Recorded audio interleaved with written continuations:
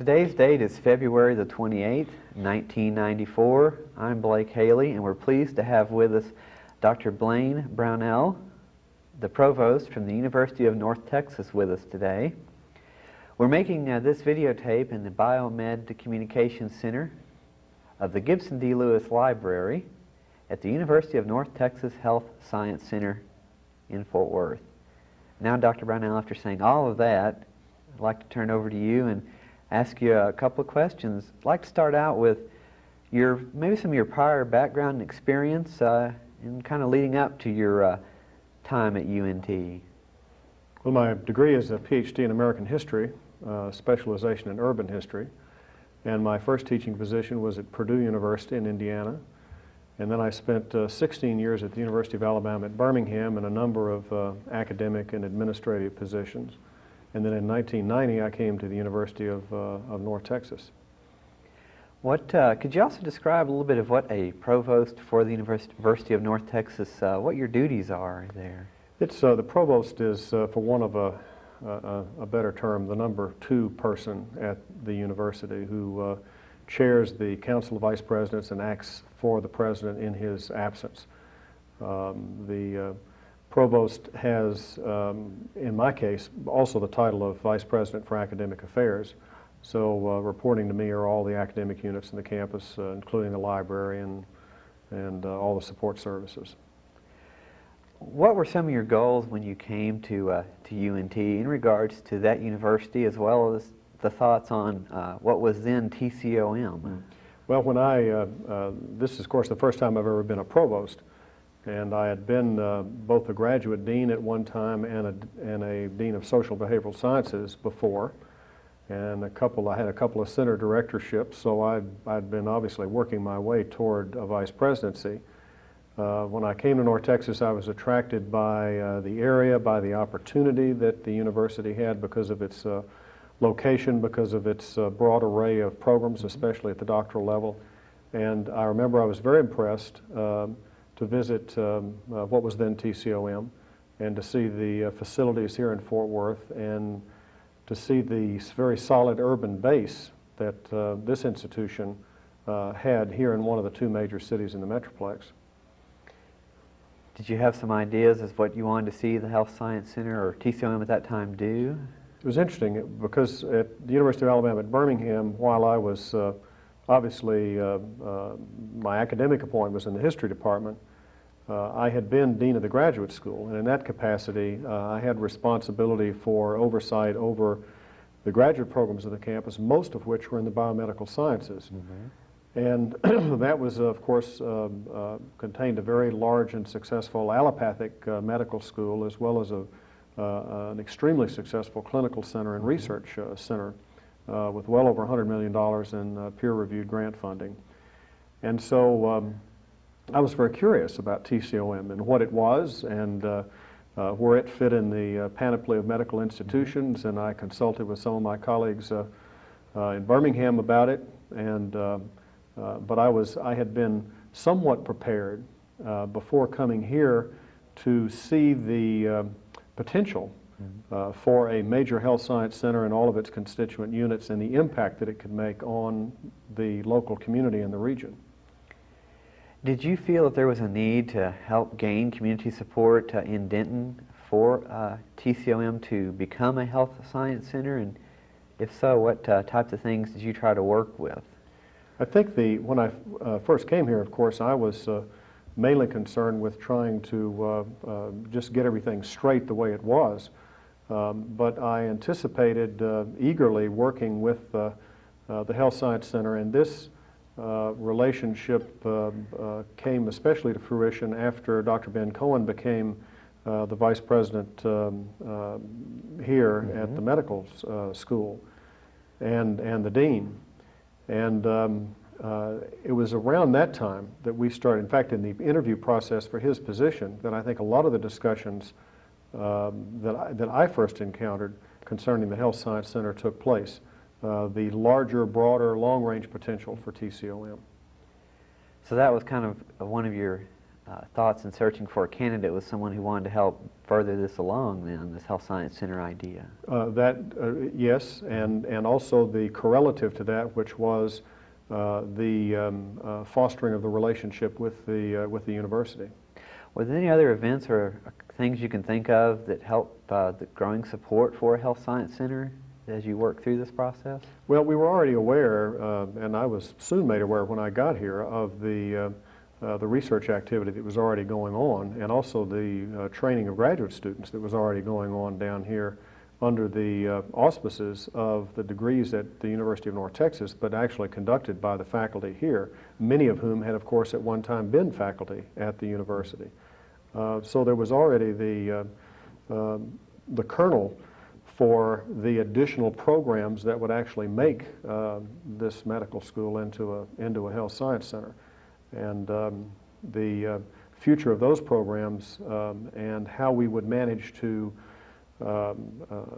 secure those programs here in Fort Worth while really not losing program authority up in Denton was one of my first challenges, because that required not only a lot of negotiations between Fort Worth and Denton, but also with the coordinating board in Austin. So the outcome sounds like, was it successful then from that vantage point?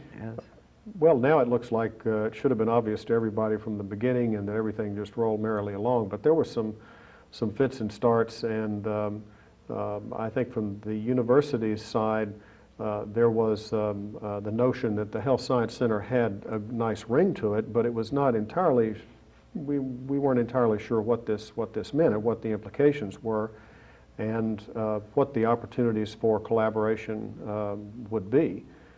In fact, I think beyond just the notion of what a health science center is and the potential it has, we're still not entirely certain where this particular institution will go and how it will develop. So it's like there's still some problems with growing as you go through and work through some of these changes between the two universities. Then I guess there will be some troubled times here and there. Well, challenges, we'll say. Certainly not compared to anything truly serious, that's for sure. Why do you think it was necessary for the growth and success of TCOM to become this health science center? I think one of the things, frankly, was the increasingly apparent fact that TCOM was one of the few freestanding medical professional schools in the state. Mm-hmm. And with the designation by Texas A&M of its medical school as a health science center, if for no other reason, that left TCOM out all by itself. It's also increasingly apparent that in order to, especially from an educational perspective, to do what needs to be done nowadays, just relying on one first professional degree is not sufficient. Even within a single university, to have just a separate school of medicine, it's difficult not to have the various supporting programs in allied health and public health and et cetera. But to have essentially a separate institution with its own president, with just only one first professional degree, was not adequate. And so it was almost essential that it have the capacity to become more complex and especially to serve this very large urban area. How do you see this health science center being different from the other, I believe there are 7 medical schools or health science centers in Texas? How do you see this one or what does this one have to offer that's different from the rest of them? It's, of course, for the one thing, it's an osteopathic medical school, and that carries many advantages, especially in terms of some of the new developments in community health and in public health and preventive medicine and in general practice. Many of the other medical centers, including the one that I came from, and obviously UT Southwestern's another example, have thrived on the basis of what you might call the old medicine. And boy, there was nothing better than that when times were good, with very significant grant activity, large gifts from individuals and corporations, major budgets, high visibility clinical programs. But all of that now is being called into significant question by the recent developments in healthcare reform and in terms of the emphases of how we're going to pay for all that. So I think the biggest distinctions with this health science center is that, number one, it's relatively new. It has an excellent facility base. It's got an excellent location in the city of Fort Worth. It's positioned very well in the Metroplex. And it should be on the cutting edge of a lot of the new developments in medical education and in healthcare generally. So I guess the healthcare reform and all that is a big concern of yours, or of the Health Science Center. You really have to watch that, it sounds like, to see where the Health Science Center goes next. It's certainly a concern of everybody, even more down here than up in Denton, as you might imagine. Trying to make sure that the primary responsibility for education and research can be carried out in a quality way with all the many changes that are taking place. In that regard, I think it's a real advantage that this particular health science center does not have its own hospital, because that's going to be a serious burden in many other centers, particularly since the extra funding for medical education, it does not look like it's going to be forthcoming. So most other medical schools have I guess, a major hospital associated with them. Many do, not all, but many do, especially the largest ones. So it's possible those that don't or have some small relationship may do better through this upcoming situation. Well, it's as hospitals have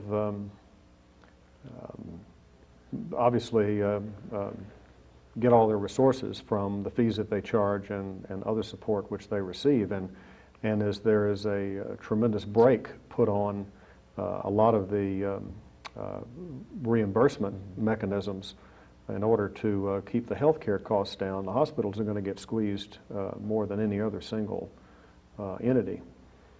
So in a sense, we're in pretty good shape in that respect, well, too. In that respect, that's like. true, yeah. Why do you think this was the right time for the Health Science Center proposal to go through? Do you think there could have been a maybe later, earlier time? Why did you decide on this particular moment? I think the dynamic really was that the time had come. We would have been left as being the only medical school in Texas not part of a health science center, and it was also clear that in terms of the stage of development that TCOM had reached, that it needed the authority to offer other degrees in association with the first professional degree in order to really expand and develop to meet the needs of the area. So it was not altogether certain, given the approval processes we had to go through, given the legislative battle that we had to wage, that the time really would come, although all of us agreed that it was inevitable. It was absolutely inevitable. But I think it was really part of a natural process that both institutions had reached a stage in their planning and their thinking where this was the next logical step, and I think Dr. Cohen's arrival here tended to confirm that, because his experience in other parts of the country convinced him completely that this was the most important thing, other than securing appropriate hospital affiliations for our medical students. Those are the two highest priority items that he had. How has the relationship been between TCOM and the UNT faculty over the years? It seems like it looks like it's been pretty good over the past few years. Has it always been doing well? It's been an interesting marriage, and it is a marriage. I mean, we do bear the same name. I think in the very beginning, the university was of critical importance to TCOM. In fact, as you know, the first 2 years of essentially the training for the medical students was conducted up in Denton. Right.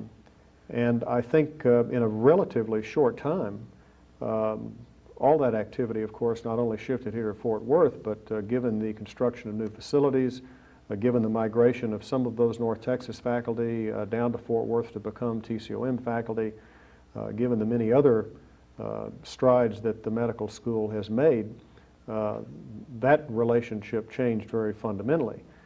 So I'm sure there were some people along the way who were used to having this poor relative in Fort Worth that they were trying to help out, and all of a sudden the poor relative had grown and matured and now was competing with them for research grants and for faculty appointments.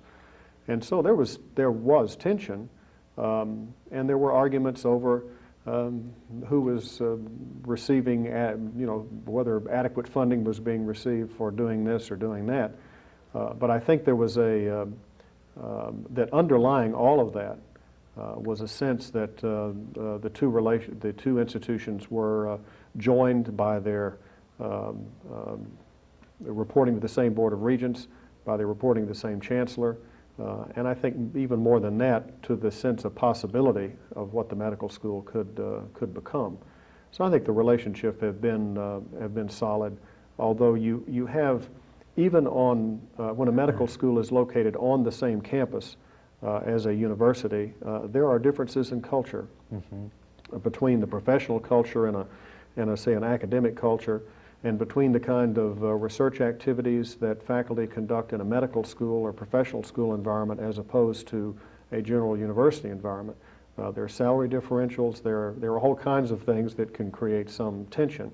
But I don't think that any of those things between North Texas and TCOM are really unusual or out of the ordinary. In fact, you could make the argument that under the circumstances, the relationships have been remarkably good. I think sounds like to me then that having a medical school in Fort Worth versus having on the Denton campus is probably a better scenario then for everyone all the way around, except for you having to drive back and forth between the two.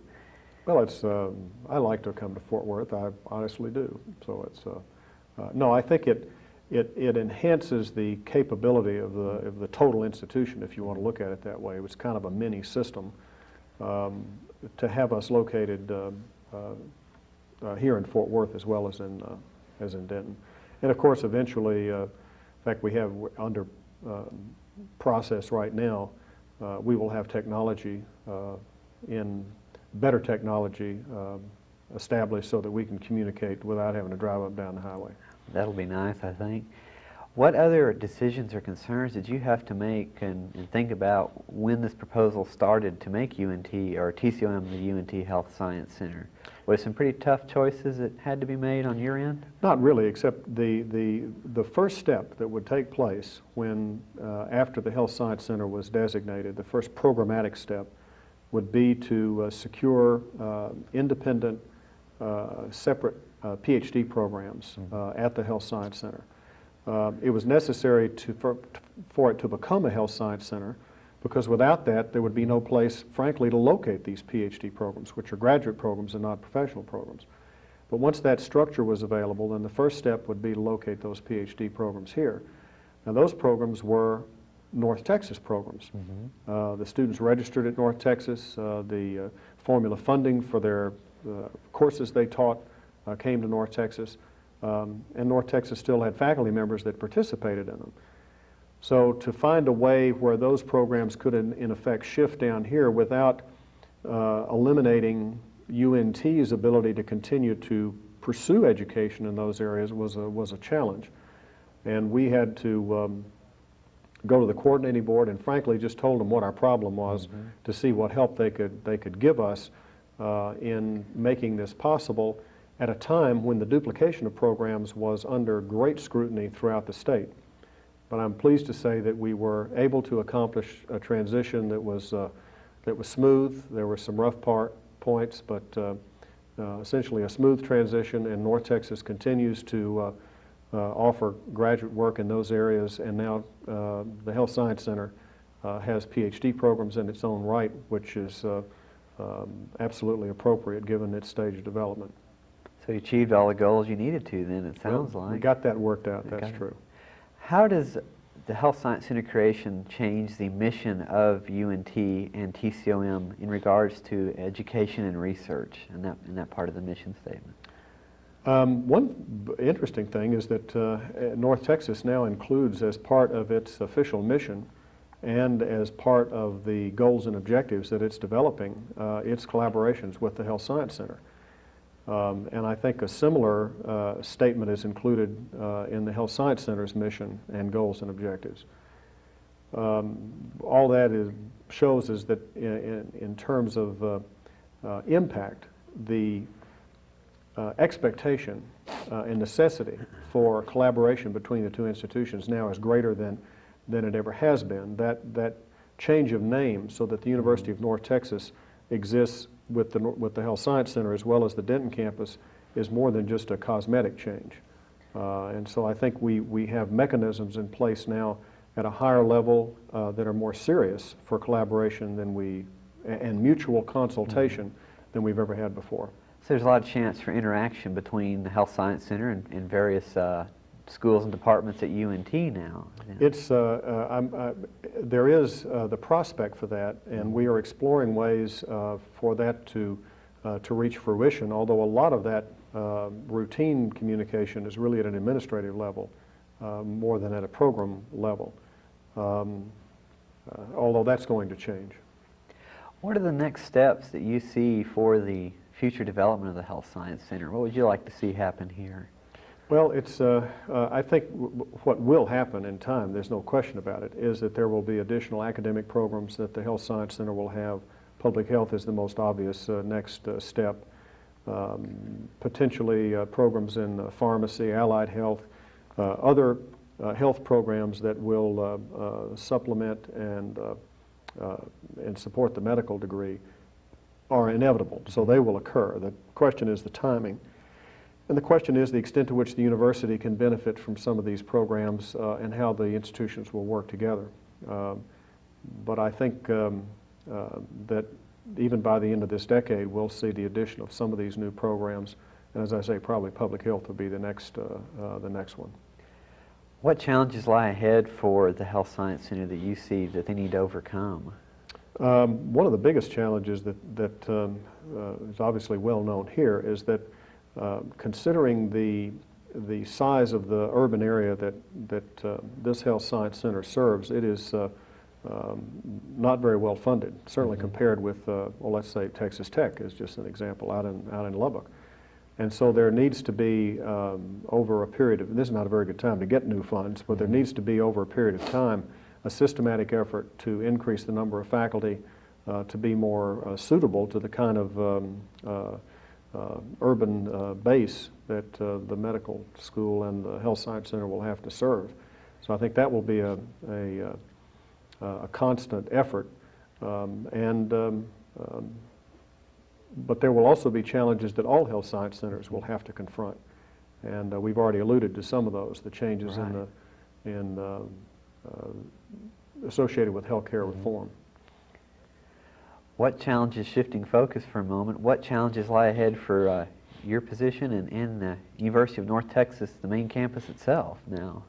Well, we're also in a period of resource scarcity, and we're undergoing a small decline in enrollment, but it results in what seems to be an enormous decline in funding, or potentially enormous decline.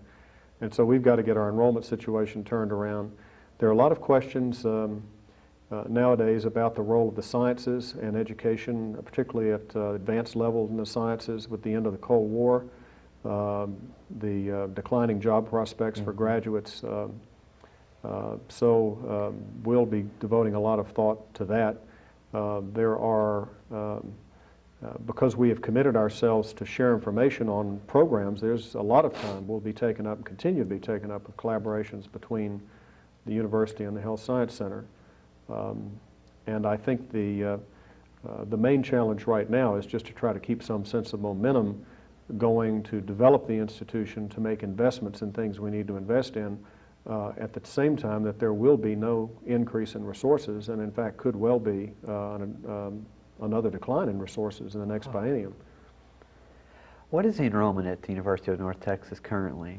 It's about 26,300 as of last fall. So that's a large number of students there. Large number of students, that's true. Now, I guess one of the big question I have for you is, what lies ahead for you in the future, and how do you see your role changing as provost with these programs here at the Health Science Center and at UNT? How do you see the role changing for you and people after you? I don't think the fundamental role of the provost at the university will change. with each new program, with each new challenge, or with each new opportunity, life seems to get more complicated and more demanding, but I don't think the nature of the position itself will change. For me personally, I'll either continue to be provost, I'll be a university president someday, or I'll end up teaching a lot of undergraduate history courses. We'll have to wait and see how that turns out. Well, I guess if you could be president of a university and teach some history courses, you'd probably like both worlds, wouldn't you? Well, it's kind of hard to do both of those things at the same time. That's true. We've covered a lot of ground here this evening. Dr. Brownell, we've covered quite a bit of subjects, and you have a lot of knowledge in the Health Science Center transformation. Is there anything that I, in my layman's approach, have not touched on in this situation? I think as a historian, one thing that's always amazed me a little bit is that one assumes as you embark on a historical project that there was some fundamental underlying logic and everything that moved forward in a kind of straight linear way. When you actually get into it, you discover the impact that personalities have, the impact that serendipity had, and while there was nothing dramatic in this case, there were nevertheless combinations of personality and opportunity and that are kind of a chemistry that explain a lot of these things that maybe logic can't explain. And so whoever uses these tapes and whoever reflects on the beginnings of the Health Science Center, I think would do well to look sort of in the nooks and crannies for those explanations, as well as the fact that obviously there was a good solid body of evidence to suggest that a Health Science Center was inevitable. But I think the way it happened and the way the process occurred really had mostly to do with the circumstances people found themselves in and the particular people and who they were and how they interacted. So I'm too close to it now, but whoever does the subject at one point will, I think, have a good subject to do.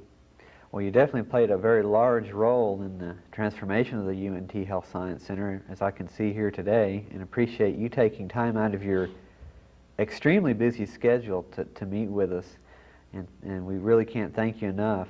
Are there any other things you'd like to? No, it's an important project, and I compliment you and your colleagues for undertaking it, and it's been a pleasure. Again, I appreciate it. I know your comments will be valuable in a few years when they start putting this together into a written form. And again, thanks so much for the time that you've given us today. And with that, I'll wrap up this interview. Thank you and have a nice day. Thank you.